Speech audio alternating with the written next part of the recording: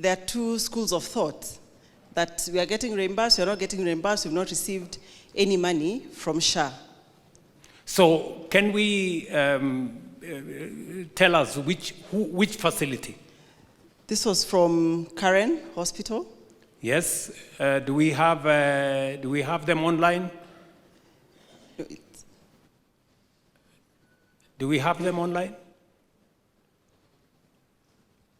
Do we have the CEO of Karen online or somebody? Why don't you call him? Oh, do you want me to call him? Okay. Yes. All right. Put him on the line. Yeah, I mean, what he said, are you aware that many hospitals have not been reimbursed? Not many hospitals. Okay. And can you tell us how much SHA owes hospital services already, for services already provided? He felt that accountability for how much SHA owes. No, Yeah. let's not talk generalities. Okay, let me just call him. Call him, put him on the line, let him tell us what is the experience in Karen Hospital. And I want my team here. The thing we do not want is people making general statements. Many hospitals have not been reimbursed. Which ones? I've opened the system, and this is real time, as at 21:26 today. Karen Hospital has submitted total value of claims 302,593,226 from the beginning of SHA. SHA has paid them 66.5%, so we've paid them 201,506,857 million Kenya shillings. We have rejected 9.5 million claims. That's just 3% of their claims. SHA has returned 40,284,778 to Karen to action. They have not yet actioned this claim. For them to provide documentation? Yes, to provide, exactly, extra documentation for ourselves. So what I am holding for Karen unreviewed is 51 million only. Thank you very much. Yes. Now we have the CEO here of Karen. Mama Abari? Mzuri sana, Your Excellency. Yes, we are discussing matters health, and somebody told us that you have some views on matters claims. Thank you very much, Your Excellency. This is Juliet Kikonyo speaking on behalf of the Karen Hospital, Your Excellency. I would like to say that we have been working hand in hand with SHA through our partnership with my office and that of Dr. Messi, and we would be happy to let you know that we have been able to do a number of cardiac procedures, especially through the cath lab, ranging from anything to do with angiographies and angioplasties. And most importantly, now we are able to do EPS studies, which is one of the few places in the region of East Africa and Central region who is doing electrophysiology studies. And these are all some of the cardiac packages that we're able to do with the partnership of SHA. In addition, we're doing open heart surgeries, both on pediatric and adults, through our program, which is also a partnership with SHA, Your Excellency. So, just for a good record, what is your experience as a hospital between what you had as an experience with NHIF and what you have as an experience with SHA? Is there a difference, or is the same? Your Excellency, I would like to let you know that through the office of Dr. Messi, we have had a better partnership, because during this tenure of your presidency, we've been able to actually have collaborative meetings with the office around things to do with the operations, the claim management, and also payments, Your Excellency. So, somebody was alleging that Karen Hospital is complaining that they have not been paid by SHA. Your Excellency, that is incorrect. To date, we have received almost over 100 million Kenya shillings from SHA, and we are very appreciative of that. And I'd like to say that that is incorrect information, Your Excellency. Thank you very much, Dr. So we treat all the other stories as the usual fake news and misinformation. Kindly, Your Excellency, that is fake news, Your Excellency. Thank you very much. Thank you very much, Daktari. So, Esther, please check your sources before you misinform the public. Tunaongea mambo ya health kwa sasa. Sure, Excellency. Tueleze mambo ya afya, na wewe ni deputy governor, pia naambiwa ya kwamba wewe ndio CC wa afya kule Lamu, ni kweli? Ndio, Excellency, ni kweli. Hebu tueleze your experience as a CC in Lamu County on number one, NEST program, the delivery of equipment. How many pieces of equipment, how many facilities have you equipped using this program? What is your experience with SHA reimbursements? Have they improved your facility, and how have you been using the SHA reimbursements? Asante sana, Your Excellency. Kwa ajili ya watu wangu wa Lamu ningependa kuongea Kiswahili wapate kunielewa pia wao. Kwanza napenda kusema kwamba mimi nilianza kazi mwaka wa 2005 kama clinical officer, Your Excellency, na nimekuwa kwa hii space kwa muda mrefu, na nataka niseme bila kuogopa wala kuwa na shaka, kumekuwa na mabadiliko makubwa sana baada ya enactment ya zile sheria 4 ambazo zinahusiana na masuala ya afya. Hii hospitali ambayo tuko, Your Excellency, inaitwa maarufu King Fahad Hospital. Na hii hospitali mwaka 2020 mimi nilikuwa hapa kama daktari, na ilikuwa ikioperate na budget ya 5 million per quarter.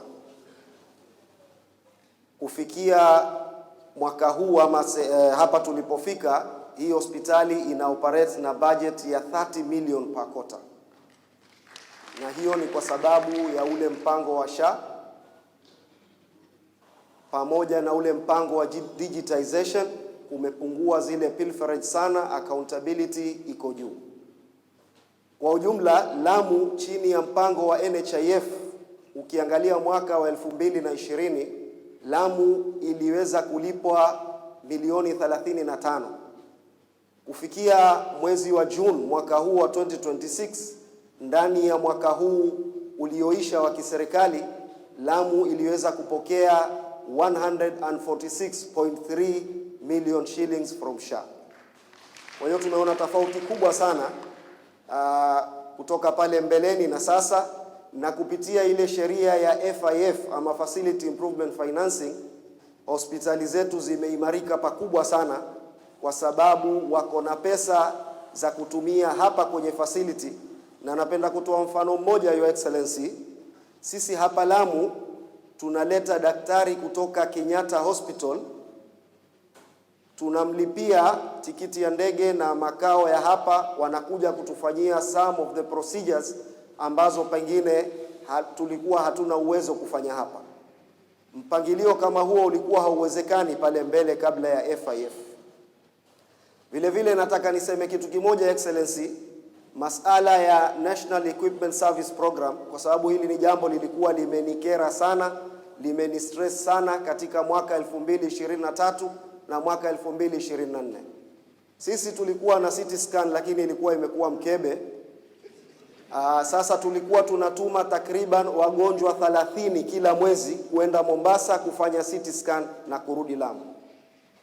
Sisi hapa kwetu huduma za ambulance ni bure, Your Excellency, lakini kama department tulikuwa tunainka ile expense ya mafuta. Hapa Lamu sisi tunanunua mafuta takriban kwa shilingi 215 kwa lita. Kwa mwezi tulikuwa tunatumia takriban 800,000 mpaka 1 million kwa mafuta peke yake, mgonjwa aende Mombasa na kurudi. Kwetu ilikuwa ni jambo zito sana. Lakini twashukuru kwamba katika zile CT scan 4 zilikuja Kenya mwanzo chini ya mpango wa NESP, Lamu County iliweza kupewa CT scan 1. Na si CT scan peke yake, Your Excellency. CT scan ya zamani ilikuwa ni ya 60 slice. Ya slice 60. katika ile uwezo wake wa kufanya ule uchunguzi ama ile diagnostic power yake. Hii tulioletewa ni 128 slice, iko na uwezo mara 2 wa ile CT scan iliyokuwepo, kumaanisha sasa tuna ile detection rate, hata wagonjwa ambao walikuwa na kansa hazionekani, kupitia CT scan hii tunaweza kuona. Your Excellency, ile mpango wa theater equipment, kwa bahati sisi kupitia mstahiki Governor Issa Timami alijitahidi tukafanya wenyewe ile theater na tukaweka equipment za urology, za laparoscopic surgery, endoscopy, colonoscopy kupitia mfuko wetu wa county. Lakini nataka niseme hivi Excellency, sisi kuna procedure moja ambayo ni unique sana tunaifanya hapa. Ule Mombasa ni private hospitals inafanya. Nafikiri Coast General itakuwa imeweka sahihi ile kifaa, nayo ni ya kubomoa mawe kwenye figo. Ugonjwa huu uko sana hapa Lamu, ugonjwa wa mawe, kidney stones. Na pale zamani ilikuwa mgonjwa lazima aende Mombasa, pengine atumie 500,000 hadi 700,000 kufanyiwa procedure hii. Sisi hapa Lamu tukaanza kuifanya, na kupitia mpango wa SHA inalipa hospitali yetu 150,000 per procedure. Kwa hiyo mgonjwa ambaye ana SHA halipi hata shilingi kwa procedure hii, ambayo pale mbeleni ilikuwa lazima aende paka Mombasa kufanyiwa procedure hii. Mbali na procedure zingine za tezi dume, prostate, zile TURP, zile za laparoscopic ambazo pale mbeleni ulikuwa huwezi kufikiria kama Lamu inaweza kuwa na vitu hizi. Nataka nimalizie na hivi Excellency, nisichukue muda mrefu. Sisi tulikuwa na shida hapa tukienda Mombasa kujaza mitungi ya oxygen. Nakumbuka Mheshimiwa Duale alivyokuwa waziri wa defense, wakati mmoja barabara ya Gamba ilikatika, na nataka nikushukuru sana Excellency ulivyokuja Lamu nikakushtakia, ukapiga simu pale pale hicho kipande cha Gamba kimalizwe, na kimemalizwa. Lakini pale Juma barabara iliweza kusombwa na maji, ikabidi Mheshimiwa Duale atoe ile manuari ya Kenya Navy ituletee sisi mitungi ya oxygen na madawa. Lakini tunavyozungumza sahihi, Lamu iko na mitambo 3 ya kutengeza oxygen, na kupitia hiyo tumeweza kuanzisha ICU ya kwanza ndani ya Lamu. Kutoka ile time Kenya ilipata uhuru, Lamu haijawahi kuwa na ICU. Sahihi Lamu iko na vitanda 6 za ICU. Kwa hiyo mimi nataka nishukuru sana Your Excellency ule ushirikiano ambao upo baina ya serikali yetu ya county na serikali yako ya kitaifa. Ni uhusiano ambao haumsaidii mwananchi peke yake, unasaidia kuimarisha sekta yetu ya afya. Hapo ndipo mimi mahali ambapo napenda sana mpango huu wa SHA. Kule kwa madispensary, kwa mara ya kwanza dispensary zetu zimeweza kulipa 20 million mwaka huu wa kiserikali ulioisha. Pale mbeleni sisi tulikuwa tuna operate na budget ya 800,000 kila dispensary, lakini sasa kuna dispensary zinapata hadi 4,000,000.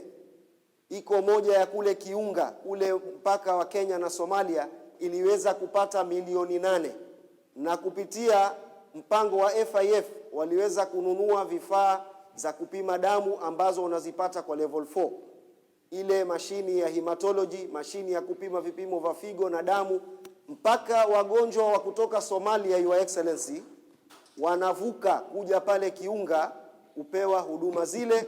Na malizia kwa kuchukua fursa hii kukualika, Mungu akipenda, wewe na Mheshimiwa Duale na Deputy President muje mtusaidie tufungue theater, operation theater ya Kiunga tarehe 17 Septemba mwaka huu. Shukrani Your Excellency. Asante sana.